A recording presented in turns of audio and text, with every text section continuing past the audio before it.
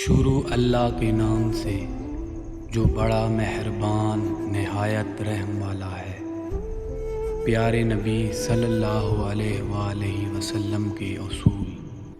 آپ صلی اللہ علیہ وآلہ وسلم نے فرمایا، فجر اور اشراق، عصر اور مغرب اور عشاء کے دوران سونے سے باز رہا کرو۔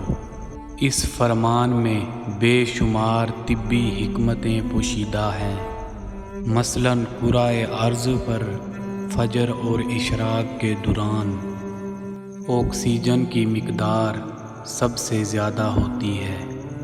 اگر ہم اس وقت سو جائیں تو ہم اس آکسیجن سے محروم رہ جائیں گے، تو یوں ہماری طبیعت میں بوجھل پن آ جاتا ہے اور ہم 10 مہلک بیماریوں میں مبتلا ہو جاتے ہیں۔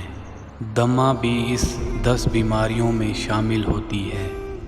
آپ صلی اللہ علیہ وآلہ وسلم نے فرمایا، بدبودار اور گندے لوگوں کے ساتھ نہ بیٹھا کرو۔ بدبو انسان کو ڈپریس کرتی ہے، جبکہ خوشبو ہمارے جسم میں توانائی کا باعث بنتی ہے۔ یہی وجہ ہے صفائی کو نصف ایمان کہا گیا ہے۔ آپ صلی اللہ علیہ وآلہ وسلم نے فرمایا، تم بائیں ہاتھ سے نہ کھاؤ۔ دایاں ہاتھ مثبت اور بایاں ہاتھ منفی ہوتا ہے۔ ہم جب اپنے جسم کو دائیں ہاتھ سے فیڈ کرتے ہیں تو ہماری مثبت سوچ مضبوط ہوتی ہے، اور جب ہم اپنے بدن کو بائیں ہاتھ سے کھلاتے ہیں تو ہماری منفی سوچ طاقتور ہوتی چلی جاتی ہے۔